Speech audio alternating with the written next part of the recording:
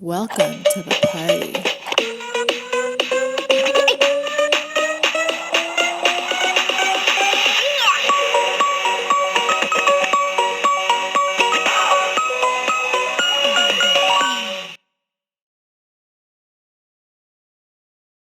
Oh, we're good. We are good. I think it's because we're connected for a while, you know? Yeah. Anyway, Topic Thunder. Johnny with the Greg. Cheers, How you sir. doing? Okay. For those of you that do not know how this works, we are going to take on one topic and one topic only. And we're going to try and keep it between 9 to 12 minutes with both our opinions. We'll try not to slide off too far into the rabbit hole. You ready, Greg? I am. All right, let's see what the random question is going to be as I slide my cursor over here. Stallone versus Schwarzenegger. Who's better? Like, are we talking like in a fight in their movies or just? No, I think we're talking. Who do I like more? I think we're talking overall. Who was better, Stallone or Huh. Schwarzenegger? Pretend we're in the 80s again, and we're talking about it. We're at the playground, and we're like, "Look, man, I just saw Rambo, and he could beat up Schwarzenegger easy." Who do you think? Yeah. Who do you I think? don't know. That's my gut said Stallone. Like, because I've got more respect for him as a filmmaker. He's won Oscars. He's made some great films. And I kind of, I like even his goofy ones. I've still liked, like Demolition Man. Demolition Man's pretty that was goofy. It's good. Good concept. Really poorly. Yeah, it's just Yeah. but at least it holds up to your expectations of when you watch it. Yeah. It's a pop. So you go back and watch like The Running Man. Don't. It's a terrible film. Don't. I love The Running Man. That was fucking awesome. What it was? When was the last time you watched it? Killian, I'll be back. Come on. You can't walk through the airport with a woman like holding the back of her neck, just like snap your neck like a chicken. Yeah, just as he's walking through, he's like, "Don't move." And no one's blinking an eye at this, massive dude walking with little. Was it Maria Alonso something? Was that her name? Wow, I don't know, but congrats. I will give you that without even looking at I think is that, and just like he's got her by like the back of her tiny neck, and he's just like walking through the airport, like nothing to see here. Right. Yeah. And the light bright guy, the electro guy with the light bright, and like Dynamo. Oh yeah, there you go. I'm sorry, that's one of my favorite movies as a kid. I probably watched that like 7 times and then acted it out. So I've talked about this before, I think on the podcast, but it was there's a show out there called How Did This Get Made? It's another podcast. It's one of my favorites. They did it's called How Did This Get Made? It's Paul Scheer, and the guy whose name I just blanked on. He's a great improver. Shoot. Anyway, it'll come to me in a half hour when we're off the air. But those are the two main guys, and then they have rotating guests. But they watch terrible movies, and they watch the terrible movies and tear them apart because they love them. But yeah, they watch The Running Man, and they're just like, who thought this was a good idea? Because and they have history on like Schwarzenegger was changing the script like as they were filming it, and that's like some of the worst stuff that comes out of that film. Oh my god, I love that movie. I don't understand. Man. But you know what? The truth be told, I probably have not watched it since the 80s. Oh yeah. Well, I should come down and we should watch it again. We should. That would be a good one. We should drink and watch it. There you go. I mean, yeah. All right. That might be a podcast in itself. Oh my gosh. Yeah. Okay. You know what? I'm gonna have to say Stallone for a number of reasons. First off, I'm an Arnold fan. I don't think a lot of people weren't an Arnold fan back in the 80s. Yeah.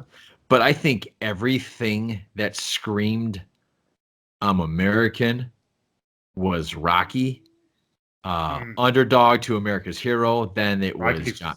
4. Yeah, then it was John Rambo. And I think those are two iconic action movie stars of the 80s. They brought the action movie like you had to have a six pack. You had to be built like a brick shit house. Yeah. Arnold was the Terminator. We'll never forget that. In fact, I'm trying to forget it as he keeps making. He won't let us forget it. Yeah, no shit. Just keeps coming back. Come on. And I think the only other thing that he's done that is comparable to maybe Rambo was Conan. I'm trying to think of characters that you saw him multiple times. It was Conan and the Terminator. That's it. Other thing else was that he wasn't in any sequels. They were all one-offs, I think. Right? But when you walked out of, I would like to interview how many people that were in the 80s that watched Rambo as kids decided to join the services. Ooh, yeah.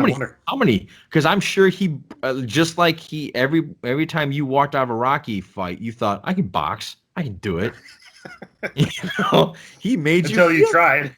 Yeah, in fact, there's sometimes now when I'm pumped up or I want to get pumped up because I don't want to work out or something, I'll pop in the training montage for Rocky 4, and I'm like, all right, let's do this. Hearts on fire in the snow, yeah, Drago. All that shit. So I think it's Stallone for sure. Well, and I gotta say, another bad movie, but I love is Tango and Cash with Stallone and. That's another shit movie that's good. Yes, absolutely. Yes, we could have a double header that night. With the young bad. Terry Hatcher. Yeah, that sounds bad. That's what she said. Hey, I'm going to add to this. So we both agree Stallone, right? Yeah, I do. Yeah. Okay. Van Damme or Steven Seagal? Van Damme. I agree. Yeah. Yeah. They're both fucked up individuals, but they are. Oh, Van but Damme did you see JCVD? No, you always talk about this. My first ever thing I watched on Netflix was JCVD. So Really? we just got it, and I went, I was like, I always kind of wanted to watch this, so we check it out. It's partial English, partial French, I believe. So there's a lot of subtitles, but there's one scene where he's on like a riser, and they like bring the riser up, and he's in like the lighting rigging. So he's obviously like out of the film. Yeah. He's looking straight at the camera, and he's just like talking about you can't be a big star, and then all the alcohol, the drugs, the women, and it breaks you down. And he's like really feeling stuff there, and then it lowers him, and he's back in the movie again, and you're like, wow. Like, I did not see that coming. That seems fucking odd. It is a little bit, but the whole, because do you know the premise of the movie? No, not at all. He's playing himself, and it opens up in like this huge action sequence, and you can tell it's on a movie set, and he's doing all this stuff, and he gets done, and he's like so winded. He goes to the director. He's like, "Can you tell these guys I can't do this in one take? We got to do multiple takes." He's like, "I'm 55 years old. I can't do this like I used to." And they're like, "No, it's going to be great. They're going to be awesome. This is what the people want to see." So he's already starting to feel his age. Yeah. And then he, flash forward or something. He's in a limo. He's on the phone with his, I don't know, like fifth ex-wife or something like that, who said she's taking the kid and leaving. And he's like, "No, just wait a minute. Wait till I can talk to somebody." And then he goes to a bank and tries to pull some money out because he needs to get money to pay, I think, child support, if I'm remembering right. It's been a couple of years. Okay. But while he's in the bank, it gets robbed. So he's in the bank. All of a sudden, these bank robbers, like half of them are like, "Holy shit, Jean-Claude Van Damme. We're robbing a bank with Jean-Claude Van Damme." And so the media sees him in the bank. This just seems ridiculous. Thinks like he's part of the gang, and they're like, "Why is Jean-Claude Van Damme robbing a bank?" It becomes like this big thing. But there's just like, and there's moments where it's absolutely ridiculous, and then there's moments where it's just great. And really, yeah, it's very much got that indie. I might need to watch that for sure. Triple header. Here we go. Yeah, So it's Tango and Cash, Running Man, and JCVD. Yeah, I'll enjoy Tango and Cash and Running Man. I'm not sure about. I think by the time that JCVD, I'll be in the in the bag. Yeah. All right. Yeah, we'll be done. We'll be falling asleep. Yeah. All right. So we're both in agreement with Stallone, and we're both in agreement with Van Damme. All right. So that ends our episode. Except I'm going to do a random fact generator of the day, and see what our random fact is of the day. Surprise me. All right. The Australian rower Bobby Pierce once stopped during a rowing race in the 1928 Olympics to allow a family of ducks to pass, and still won out of 8 competitors in that round. Now, Mike, move along. Come on.